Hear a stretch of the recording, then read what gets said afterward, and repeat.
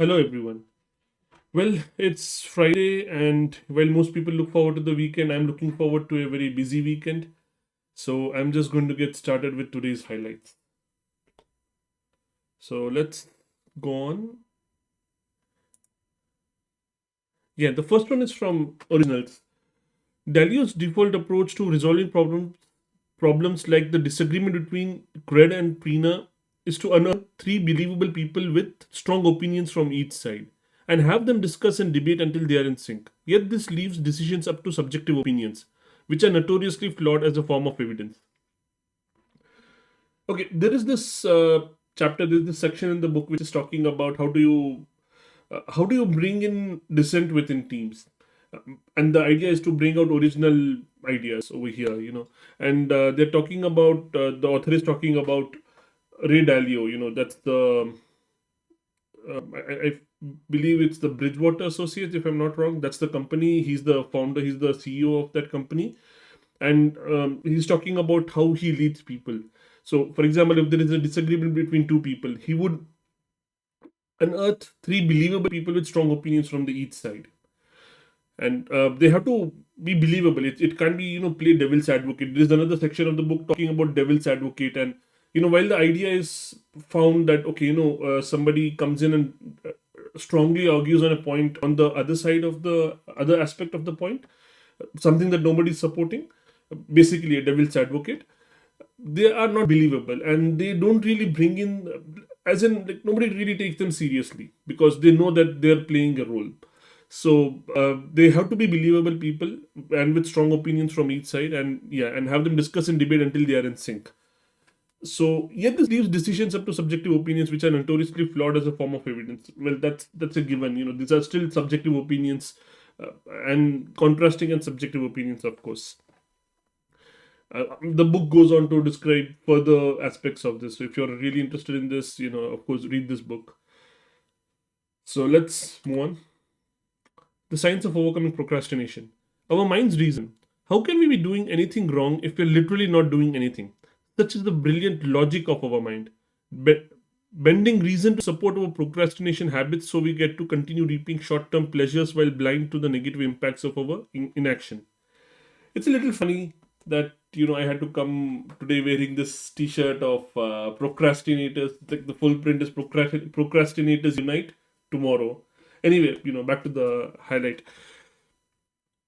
So the author is talking about this notion in our minds that if you're not doing anything, we're not doing anything wrong. So it is better to do nothing rather than do something wrong, and that's where we get into the trap of procrastination essentially. That's the logic of our mind that stops us from doing things that we are afraid of, that are outside of our comfort zone. And if doing things wrong is outside of our comfort zone, it is for most of us. We would rather do nothing, and we fall into the trap of procrastination. So again, the author is making a point over here: do not fall into the trap. It is okay to do something wrong and learn from it rather than do nothing and just stay in status quo. So yeah, let's move on. Working backwards. The role of the interviewers is to help the hiring manager gather data and make an informed decision, not to block the hire. The best practice for the hiring manager is to listen and learn and to speak infrequently. The process is designed to prevent urgency and bias from negatively affecting the decision, which could result in wasted time and months of agony. Okay, and this is talking about Amazon's practice of how hiring managers are involved in interviews. Of course, this does not apply to everybody. Every organization has a different constraint and different mechanism of finding people. So, in Amazon, they have this what are they called? There is a special team that has an exclusive power of not exclusive power, but that has the power to veto any candidate. So if they say no, it is no. I'm forgetting the name of the team, and they are not really. So if you're interviewing for a particular team, these people, they're not on the team. They're outside of the team, and they bring in kind of like an Amazon's global perspective, and that's how they preserve their values, their leadership principles. So that's a good idea, preserving the in checking for this checking for the kind of value alignment in the interviews. And yep, that's about it. That's the role of that. I can't figure out the name of the team. Whereas the hiring manager, there is a tendency that they would try to rush towards hiring because they want to fill a place on the team. They are motivated by that, and that could create, like, though that urgency and bias could effectively and sorry can negatively affect the decision. And that's the role of the other team, to stop hiring managers making mistake like that. So anyway, I think the name of the team and everything, that's of course in the book. It's just slipping my mind right now. So I'll move on. 4,000 weeks. But even for those of us who genuinely do have much more personal control over when we work than previous generations ever did, the result is that work seeps through life like water, filling every cranny with more to-dos, a phenomenon that seemed to only intensify during the coronavirus lockdown. It starts to feel as though you, your spouse, and your closest friends have all been assigned to different color-coded Soviet work groups. Most of the highlight is very straightforward. I don't think so. I really have to talk more about it. The In the last line, they're talking about this color-coded Soviet work groups, and this refers to an experiment where they color-coded with different groups of people to have different holidays. And the idea was that, in the industrial age and everything, there would be a day when nobody would come to work. Like a Sunday, it's a common holiday, and the machines are just lying there, not being used. So they ran this experiment when they color coded different groups, and depending on your color, that's when you have your holiday. So it's kind of like a rotating shift system, you know. And if in your family you have been assigned different color coded days, different holidays, you would not have the same. You might not have common holidays, so you would be lonelier than ever. That was the result of that experiment. That people are not happy. Yeah, I mean, there is an apparent increase in productivity, but that's temporary because people are not happy. And again, I forget the specific details of the outcome of the experiment. But yeah, I think the rest of the highlight is pretty straightforward, and I'll move on. Choose possibility. One day, while I was describing my current frustrations to Bill, he looked at me gruffly and told me to be proud of having the team at Google with dirt under our fingernails. We were taking on tough problems and solving them, not an easy task but a vitally important one. Dirty fingernails are the sign that you are having impact, and it's hard to imagine how you can produce results without them. So, dirt under our fingernails, I think that's a metaphor for doing the work that's kind of dirty, that's kind of like on the ground, and touching things that you would rather not touch, but equal, I mean, just as important, just as impactful tasks, because nobody else is doing it and you're doing it, you're creating an impact nobody else can possibly create because the task needs to be done. So, yeah, the point of the like author's point over here in this particular highlight is that don't be afraid to take on such tasks. That's how you make an impact. That's how you build your um, what's the word, like portfolio, I suppose. I don't really mean portfolio, but kind of a self image, or and a portfolio, even, let's say, to where you can say that, yeah, you're not afraid to do work that matters, because the work that matters, there's a very good chance that it will touch things that you're rather not comfortable touching. Um, because one thing, it may not be familiar. It's not easy or hard. It kind of is. Because once something is familiar, it becomes easy, even though it may appear hard to other people. So, easy and hard are not helpful labels over here. But the things that are familiar to you, you would fall towards that. But the organization might actually need something else at that particular moment. So yeah, don't be afraid to try your hands on, get your hands dirty, in other words, or having dirt under our fingernails. So let's move on. Extreme ownership. These leaders cast no blame, they make no excuses. Instead of complaining about challenges or setbacks, they developed solutions and solved problems. They leveraged assets, relationships, and resources to get the job done. Their own egos took a backseat to the mission and their troops. These leaders truly led. Again, it's a very straightforward highlight, and the author is describing different attributes of these leaders who truly led their teams. And what did they do? They cast no blame, they made no excuses, they just did the work. They did the work by leveraging all the tools they had, the assets, the relationships, and all the resources that they had. They just got the job done.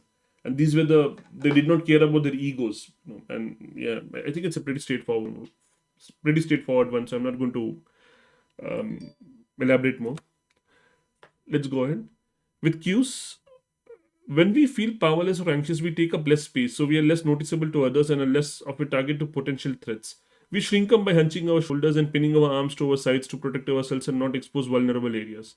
So I think this is very commonly seen that when you're in an environment where you're not comfortable, where you don't want to be seen, you kind of shrink towards small. Whereas if you were uh, if you believed you had power, you would spread out and you would essentially, yeah, spread out, spread out your arms and legs, and you would be more visible because you have the power. You would want to be more visible. And so these are the cues. People see this, and they may not have to think that, oh, okay, this person is taking less space, so he's afraid. It's not about that. It's people just know, when you're shrinking away, they know that you're not in a comfortable place. You're in a place where you're feeling threatened. So let's move on. Get it done. The idea that actions create commitment is a fundamental principle in persuasion. Whether you wish to persuade a friend, a team at work, or society at large to adopt a goal, start by getting them to pursue a single goal congruent action. This single action will increase the commitment to the congruent goal. Okay, the idea here is that, let's say you want to convince someone, your team, your colleague, someone, anyone um, to pick up a goal, or to adopt an initiative. It's like a kind of larger running program, and you need to convince them to join it. And the way to persuade them, the author says over here, is to get them started, convince them not on the whole concept, but on one single goal congruent action. That is, for example, uh, I'll take a simple example. I can't really think of anything complicated right now, but let's say you wanted to build this practice of keeping, self-cleaning offices every day. So you clean up after yourself, and that might be a lot for people. As in, okay, if they're never used to doing this kind of things, and they may look down on it, and they may look, okay, this is not my job, or whatever, or come up with excuses. Oh, this is too hard, I'm too busy, I need to go, I need to rush, I can't possibly do this. Whereas if you get them to take a single goal congruent action, that is, like, let's say, um, that, okay, don't worry about the entire office, maybe just worry about the coffee machine, for example, or worry about your own desk, keep that organized. And that single action, if it's new to them, that single action will set them on the path which is congruent to the overall goal, of keeping the office clean. So yeah, that's the kind of the summary of this highlight. It's kind of, I see it's kind of similar to, what we have seen in this different highlights from getting things done as well, where the idea is that you don't talk about projects, you talk about, or you at least write down the first action item that on the project, because projects are vague, and our minds don't process it that way. Whereas first action item, it's very, very clear that, okay, this is what you're doing. Anyway, we have discussed that quite often, so we'll go on for now. 7.5 lessons about the brain. Brains of higher complexity are also more creative. A complex brain can combine past experiences in new ways to deal with things that it has never. I'm sorry, Mister. That it has never encountered before. For example, you can climb an unfamiliar hill or staircase without tripping because you have climbed similar ones in the past. Complex brains may adjust faster to changing environments that require different body budgeting. So it's talking about the brains of different kinds of complexity. In one of the highlights before, we covered brains which have similar number of neurons, but they're organized differently. I think the analogy was like a meatloaf brain and a pocket knife brain. And they're structured differently. Whereas our brain is much more complicated. There are the metaphor that was there was hubs and spokes model. You have, like, airport has hubs and smaller airports. That way, our brain has hubs of neural activity and then the smaller neurons. So the benefit of a complex brain like ours is, how we can adapt to different kind of similar situations. So, like the author says, if you come up to a new staircase or a new hill, and you've never really climbed this before, but you don't have to learn that specifically because you've climbed similar staircases before. That's the point, and that's the advantage of having a complex brain like ours, as against the meatloaf brain and pocket knife brain. And I mean, of course, if you want to read more about that, do read the book. The voltage effect. Unlike other popular incentives such as paying employees more or providing free lunch or some other perk, which can get prohibitively expensive as an enterprise scale, social social incentives can be much more cheaply implemented on a large scale. Moreover, the fact that human psychology doesn't vary much across groups, most people experience loss aversion to a similar degree, and nearly everyone cares about their social image, makes this type of incentive strategy highly scalable. So I don't remember much about this. Social incentives, so I feeling that I am missing a large part of this highlight with the understanding of this highlight. uh, yeah, the rest of the highlight is easy enough to understand, but again, because the social incentives piece is missing, it's kind of eluding me right now. I think it's better for me to skip it for now rather than taking time. It'll come back to me. This is the bonus highlight. Let me just quickly read this to see. It's okay. Yeah, it's I don't really know what to say. It's talking about maintaining active connections on LinkedIn. Well, that's the end for today's highlights. And once again, I hope you have a good, busy weekend. Well, like not as busy as mine, but fun weekend. And I'll see you next week. Bye.